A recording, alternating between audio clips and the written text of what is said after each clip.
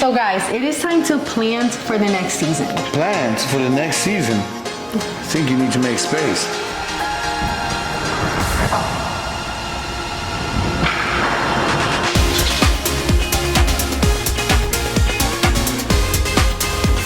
Welcome to another episode of Café Negro show. We miss you guys so much. I'm your host George. And I am Adriana. This is season 3 and episode 21. Please don't forget to subscribe, like, and share for more. So we got a good topic today. Yes, so today we're going to be talking about spring cleaning, which is one of my favorite things to do. But what is spring cleaning? Spring cleaning is a traditional practice of performing a thorough top to bottom cleaning and decluttering of a home, typically during the spring months of March through May. And as you can see, we are in the process of starting our spring cleaning.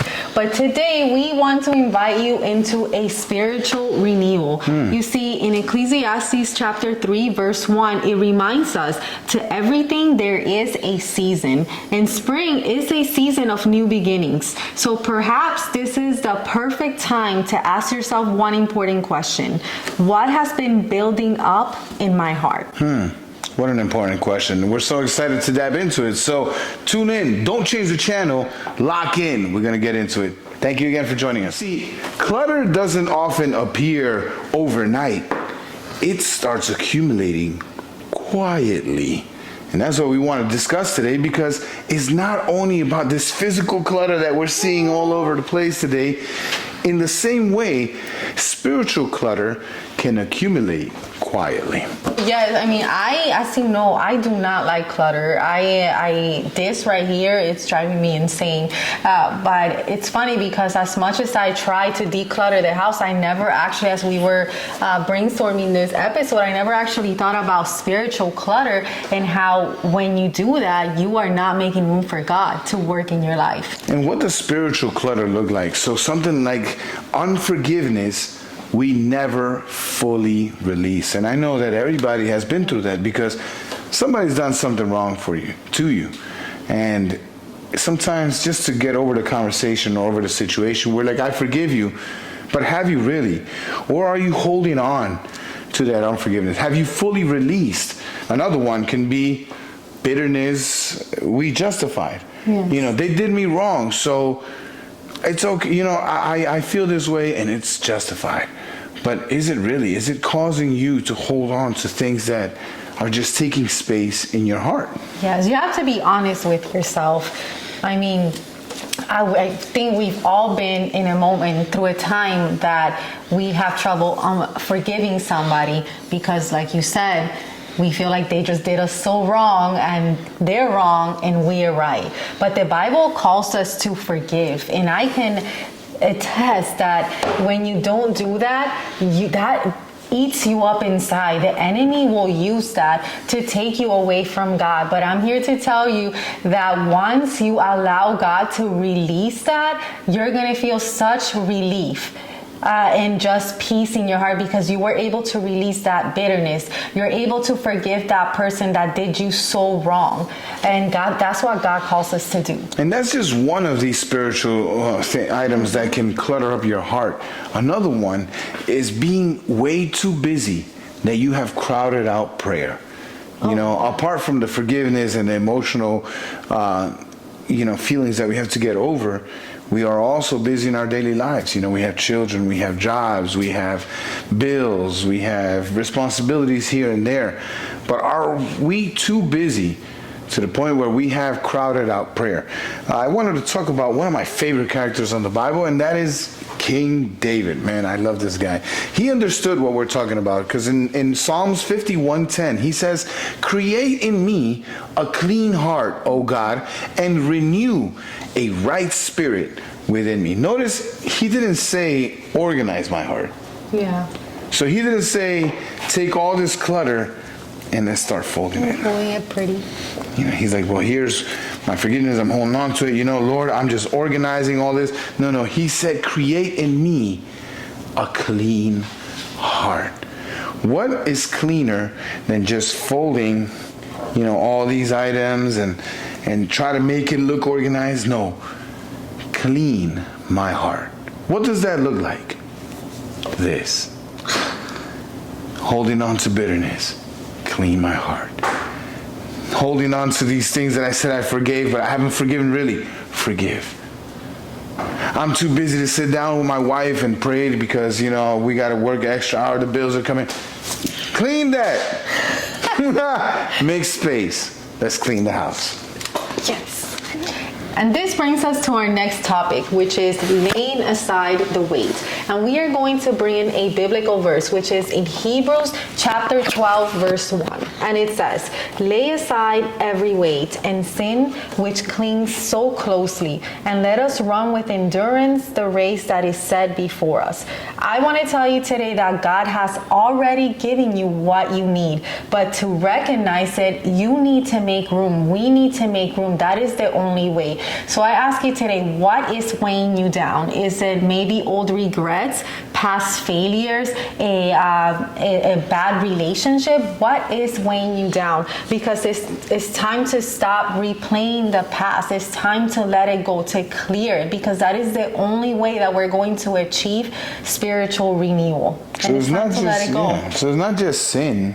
Right. It's not just, doing bad things. Obviously, those bad habits you want to let go, but it can be those little thoughts of forgiveness, those scars that you have. Yes. You gotta let them go. It's time to clean house. Yes, God doesn't want you, and this is what spring cleaning is about. He doesn't want you to hold on to stuff that He never asked you to hold on to. He wants you to release it. If you went through like a regret, we have to let that go. That is the only way that we are going to move forward. And that's why I like that song. Goodbye, yesterday. Yeah. So, a perfect example about cleaning the house is the story when Jesus cleans house. Do you guys remember the story when He went into the temple and He overturned the tables, telling the people that, basically you guys have been disaligned with the purpose of the temple? And how many times does that happen to us? On 1 Corinthians 6:19, he says, we are now the temple of the Holy Spirit. So if you remember the story of Jesus going into the temple and overturning these tables, I mean, just how I just can't imagine, because we always think of Jesus as being pleasant and happy, and in this story you see how just displeased He is, and how much it affected Him, like how important He saw that these tables were taking away, were distracting us from the focus, from the purpose. Yes, I was just going to say that it had lost its purpose. So I can't even imagine Jesus walking in there and be like, what? This is supposed to be one of the most important places. How is this happening? A holy place. Yes. And now in the Bible, in 1 Corinthians, it's telling us that now in this situation, we are the temple. Yes. So what are those tables that God needs turn to flip over in our lives? What does that look like? And we talked about this already a little bit. It could be the table of distraction, which is most popular. Yes, I mean, it's easy to fall into that. Yes, the table of pride, table of comparison, all of these things. And there's just, we could go on and on. The table of control. Yes. I mean, how often do we always try to figure things out? How often do we try to find answers on our own? I mean, that control is one of those tables that is affecting us from fully giving God the power and the control over our bodies, right? Over our lives. Yeah, so if you have lost your focus for a second because of clutter, you need to invite Jesus to go in there and help you with that declutter. And I think it's interesting in Matthew 21, in verse 14, it says, after Jesus had overturned all the tables, it says the blind and the lame came to Him at the temple and he healed them.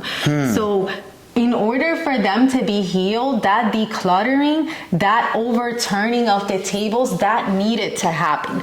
That was the only way. So if you need healing today, the first step is that you need to invite Jesus to help you get rid of those things that are that are getting you away from Him. And it's not to say that it's easy. I mean, we understand how easy it is to get attached to things, even things that are not good for us, I mean, and maybe at one point, these are my favorite pair of pants.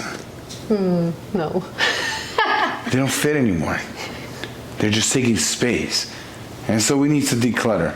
We need to make space and align ourselves with the purpose of God. Yes, and it's an attitude of the mind, like the word says in Ephesians 4:22 and 23. It says, you were taught with regard to your former way of life to put off your old self and to be made new in the attitude of your mind. So it's a mindset. The mind is a powerful thing, and we talk about that all the time. The enemy will put things in your mind and it'll become real. So don't let that become real. Please allow Jesus to come into your life and help you declutter. So guys, it is time to plant for the next season. Plans for the next season. I think you need to make space.